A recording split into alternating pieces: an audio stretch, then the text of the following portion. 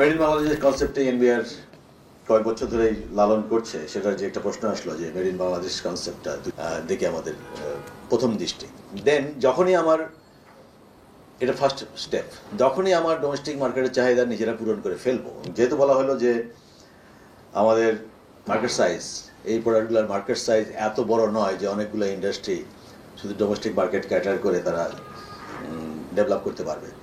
Automatic তাদের ভিতরে তাগিদ তৈরি হবে, চার্ট তৈরি হবে। এই গ্যাপটা না কমানো হলে, যখন আমি দেখছি যে ডোমেস্টিক মার্কেটেই আমার যে মার্কেট সাইজটা আছে, ডোমেস্টিক মার্কেটে আমার যে মার্কেটটা আছে এবং সেটাকে আমি ক্যাটার করি, আমি যথেষ্ট লাভবান হচ্ছি, তখন আমি আর ওই চ্যালেঞ্জটা, বাইরের মার্কেটে ওই চ্যালেঞ্জগুলো নেব না, তাগিদ আসবে না। আমরা কিন্তু কাস্টমসের থেকে ইনকাম বেশি হোক সেটা আশা করি না, আশা করতে পারি না। এটা প্রতিটি উন্নত দেশ বা ডেভেলপিং কান্ট্রি যেটা বলে না কেন, সে একই চেহারা হবে যে কাস্টমসের রেভিনিউ কালেকশন কিন্তু দিন দিন কমবে। কারণ র মেটেরিয়ালসে আমার সাপোর্ট দিতে হবে, মেশিনারিজে ইম্পোর্টে আমাকে সাপোর্ট দিতে হবে, আবার এক্সপোর্টের সময় আমাকে সাপোর্ট দিতে হবে। আপনারা দেখছেন দৈনিক কর্ণকণ্ঠ, সবার কথা বলে।